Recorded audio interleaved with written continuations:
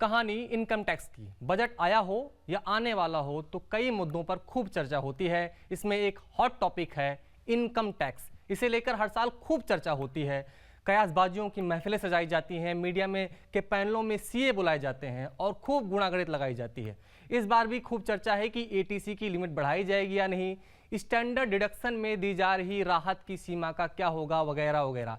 लेकिन इस सब के बीच अगर मैं आपसे पूछूं कि क्या आप इनकम टैक्स की कहानी जानते हैं, तो चलिए, कोई नहीं जानते तो जान लीजिए। भारत में इनकम टैक्स की कहानी बड़ी दिलचस्प है। देश में इनकम टैक्स का पहला कानून 163 साल पहले आया था। 1860 में अंग्रेज अफसर जेम्स विल्सन ने पहला बजट पेश किया था। इसी में इनकम टैक्स कानून को जोड़ा गया था। देश के पहले बजट में 200 रुपए तक की सालाना कमाई वालों को इनकम टैक्स पे छूट दी गई थी। अभी छूट की सीमा 2.5 लाख रुपए है। देश में 1961 का आयकर कानून लागू है। इसमें समय समय पर संशोधन होते रहते हैं। 1860 में देश के पहले बजट में 200 रुपए से 500 रुपए की सालाना आय पर टैक्स का प्रावधान था। सालाना 200 रुपए से ज्यादा कमाने वालों पर 2% और 500 रुपए से ज्यादा कमाने वालों पर 4% टैक्स लगाने का प्रावधान किया गया था।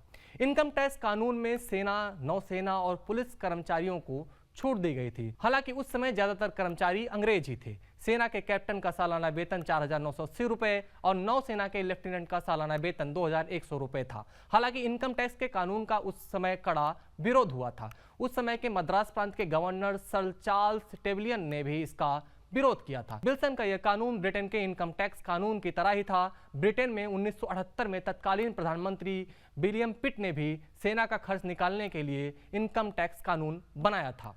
1857 में भारत में ईस्ट इंडिया कंपनी का राज था। भारतीय सैनिकों ने अंग्रेजों के खिलाफ बगावत कर दी। इससे देश भर में आंदोलन छिड़ गया। इससे निपटने के लिए अंग्रेजों ने अपनी सेना के खर्च में बेहिसाब बढ़ोतरी कर दी। 1856-57 में अंग्रेजों ने सेना पर 1 करोड़ 14 लाख पाउंड खर्च किए थे। यह खर्च 1857-58 में बढ़कर 2 करोड़ 10 लाख पाउंड तक कर दिया गया। उस जमाने में 1 पाउंड 10 रुपए के बराबर हुआ करता था। 1 नवंबर 1858 में ब्रिटेन की तत्कालीन महारानी विक्टोरिया ने घोषणा की थी कि अब भारत में ब्रिटिश सरकार की हुकूमत होगी। इसी दौरान the government of India act 1858 आया। इस कानूनों के प्रावधान के मुताबिक भारत के सभी आर्थिक मामलों का नियंत्रण भारत के पहले मंत्री secretary of state Charles Wood के हाथों में आ गया। 1857 की क्रांति की वजह से 1859 में इंग्लैंड का कर्ज 8 करोड़ 10 लाख पाउंड पहुंच गया। इस समस्या से निपटने के लिए ब्रिटेन ने नवंबर 1859 में जेम्स विल्सन को भारत भेजा।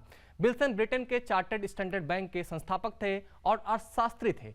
उन्हें भारत में वायसराय लॉर्ड कैनिंग की काउंसिल में फाइनेंस मेंबर यानी वित्त मंत्री बना दिया गया। विल्सन ने 18 फरवरी 1860 को भारत का पहला बजट पेश किया। पहले बजट में पहली बार 3 टैक्स का प्रस्ताव दिया गया। पहला इनकम टैक्स, दूसरा लाइसेंस टैक्स और तीसरा तंबाकू टैक्स। जेम्स विल्सन का जन्म 3 जून 1805 को स्कॉटलैंड में स्कॉटलैंड में हुआ था। अपने माता पिता की 15 संतानों में जेम्स चौथे थे। जेम्स का जन्म गरीबी में बीता। इसके बाद जेम्स और उनके छोटे भाई विलियम ने हैट बनाने का बिजनेस शुरू किया, जो शुरुआत में सफल रहा। बाद में दोनों भाइयों ने लंदन में काम शुरू किया, लेकिन ज्यादा समय तक नहीं चल सका और कंपनी बंद करनी पड़ी। इसके बाद जेम्स ने द इकोनॉमिस्ट मैगजीन शुरू की और इसके संपादक लेखक बन गए। 1844 में जेम्स ने अपनी सारी कमाई द इकोनॉमिस्ट में लगा दी। द इकोनॉमिस्ट आज भी दुनिया की सबसे पॉपुलर मैगजीन में गिनी जाती है। भारत आने के 8 महीने बाद यानी जुलाई 1860 में जेम्स बीमार हो गए। बीमारी की वजह से 11 अगस्त 1860 को उनका निधन हो गया। असहयोग आंदोलन के समय 1922 में भारत में नया इनकम टैक्स कानून आया। इसी समय आयकर विभाग के विकास की कहानी शुरू हुई। नए कानून में आयकर अधिकारियों को अलग अलग नाम दिए गए। 1946 में पहली बार परीक्षा के जरिए आयकर अधिकारियों की सीधी भर्ती हुई। इसी परीक्षा को ही 1953 में इंडियन रेवेन्यू सर्विसेज यानी IRS का नाम दिया गया। 1963 तक आयकर विभाग के पास संपत्ति कर, सामान्य कर, प्रवर्तन निदेशालय जैसे प्रशासनिक काम थे। इसलिए 1963 में राजस्व अधिनियम केंद्रीय बोर्ड कानून आया, जिसके तहत केंद्रीय प्रत्यक्ष कर बोर्ड CBDT का गठन किया गया। 1970 तक टैक्स की बकाया राशि वसूल करने का अधिकार विभाग के राज्य प्राधिकारियों के पास था, लेकिन 1972 में टैक्स वसूली के लिए नई विंग बनाई गई और कमिश्नर नियुक्त किए गए। इनकम टैक्स कानून में समय समय पर बदलाव होते रहे हैं। वित्त वर्ष 1949-50 में देश के पहले वित्त मंत्री जॉन मथाई ने आजाद भारत में पहली बार आयकर स्लैब्स में बदलाव किया। 10,000 रुपए की आय पर 1/4 आना टैक्स कम किया। पहले स्लैब में टैक्स 1 आना से 9 पाई किया गया, दूसरे स्लैब में 2 आना से 9 पाई किया गया। आना भारत में पहले करेंसी हुआ करती थी। ये 1 रुपए का 16वां हिस्सा होता था। ये 4 पैसे या 12 पाई में बटा होता था। 1 रुपए में 64 पैसे और 192 पाई होती थी। वित्त वर्ष 1974-75 में वाई चौहान ने टैक्स में फिर बदलाव किया, जिसके तहत 6,000 रुपए तक की आय पर तो कोई टैक्स नहीं था, लेकिन 70,000 रुपए पे सबसे ज्यादा सालाना 70% टैक्स रखा गया था। सरचार्ज को मिलाकर कुल 77% टैक्स लगता था। इससे पहले तो टैक्स 97.75% तक लगा करता था। वित्त वर्ष 1984-85 में तत्कालीन वित्त मंत्री विश्वनाथ प्रताप सिंह ने भी टैक्स में बदलाव किया। स्लैब्स को 8 से घटाकर 4 किया। आय पर टैक्स को 61.87% से घटाकर 50% तक लाए। 18,000 की सालाना कमाई वालों पर कोई टैक्स नहीं था। 18,001 से 25,000 रुपए तक की कमाई पर 25% टैक्स था, जबकि 25,001 से 50,000 रुपए तक की कमाई पर 30% टैक्स था। 50,001 से 1 लाख रुपए तक की कमाई पर 40% और 1 लाख रुपए से ज्यादा की आय पर 50% टैक्स लगता था। वित्त वर्ष 1992-93 में तत्कालीन वित्त मंत्री मनमोहन सिंह ने स्लैब को 4 से घटाकर 3 किया। 30,000 से 50,000 रुपए सालाना कमाई पर 20% टैक्स लगता था।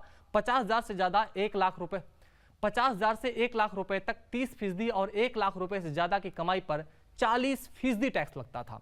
2 साल बाद वित्त वर्ष 1994-95 में मनमोहन सिंह ने ही एक बार फिर टैक्स स्लैब को एडजस्ट किया। रेट नहीं बदले। पहले स्लैब में 35,000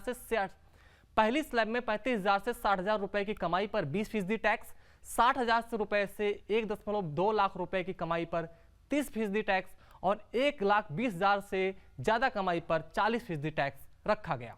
1997-98 में पी चिदम्बरम का ड्रीम बजट आया। उस समय 15%, 30% और 40% रेट्स लागू थे। इन्हें घटाकर 10%, 20% और 30% किया गया। पहली स्लैब 40,000 से 60,000 रुपए के बीच थी, दूसरी स्लैब 60,000 से 1.5 लाख रुपए और तीसरी स्लैब 1.5 लाख रुपए से ऊपर की थी। 20,000 रुपए के स्टैंडर्डाइजेशन का क्लॉज पहली बार डाला गया। जो लोग 75,000 रुपए तक का वेतन लेते थे और 10% पीएफ देते थे, उन्हें कोई टैक्स नहीं देना होता था।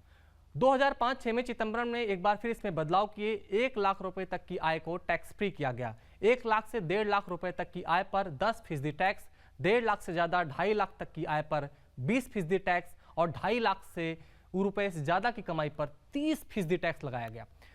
वित्त वर्ष 2011-12 में तत्कालीन वित्त मंत्री प्रणब मुखर्जी ने टैक्स में बदलाव किया। 1,60,000 रुपए तक की आय पर टैक्स फ्री हुई।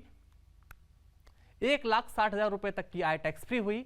1,60,000 से 5 लाख तक की आय पर 10% टैक्स, 5 लाख से 8 लाख की आय पर 20% टैक्स और 8 लाख से ज्यादा की आय पर 30% टैक्स लगाया गया। वित्त वर्ष 2012-13 में मुखर्जी ने ही टैक्स में एक और बदलाव किया। 2 लाख रुपए तक की आय टैक्स फ्री हुई। 2 लाख से 5 लाख की आय पर 10% टैक्स, 5 लाख से 10 लाख रुपए की आय पर 20% टैक्स और 10 लाख से ज्यादा की कमाई पर 30% टैक्स लगाया गया। 2014-15 में मोदी सरकार का पहला बजट तत्कालीन वित्त मंत्री अरुण जेटली ने पेश किया और वेल्थ टैक्स को खत्म किया गया। सुपर रिच यानी 1 करोड़ रुपए से ज्यादा की आय पर 2% सरचार्ज लगाया गया। 2016-17 के बाद से लोगों को वेल्थ टैक्स रिटर्न नहीं देना पड़ा। 2017-18 में अरुण जेटली ने ही लोगों को बड़ी राहत दी। 2.5 लाख से 5 लाख रुपए की आय पर टैक्स 10% से घटाकर 5% किया गया। लोअर स्लैब को घटाकर 5% किया गया। 3 से 3.5 लाख तक की आय पर सिर्फ 2,500 रुपए टैक्स का प्रावधान किया गया। 1990-91 में टैक्स के लिए सबसे कम सालाना कमाई थी 22,000 रुपए, जिस पर सबसे कम टैक्स रेट था 20%। 1 लाख या उससे ऊपर की कमाई पर सबसे ज्यादा टैक्स देना होता था और इस पर टैक्स रेट 50% था। एक दशक बाद 2000-2001 में टैक्स के लिए कम से कम कमाई की सीमा बढ़ाकर 50,000 कर दी गई, जिस पर सबसे कम टैक्स रेट 10% के दर से टैक्स देना होता था। 1,50,000 या उसके ऊपर की सालाना इनकम पर सबसे ज्यादा 30% टैक्स देना होता था। 2000 के दशक में भारत के विकास और तरक्की की गाड़ी ने ऐसी रफ्तार पकड़ी कि लोगों की कमाई, परचेजिंग पावर सब कुछ बढ़ गया, जिसका असर टैक्स की दरों में भी दिखा।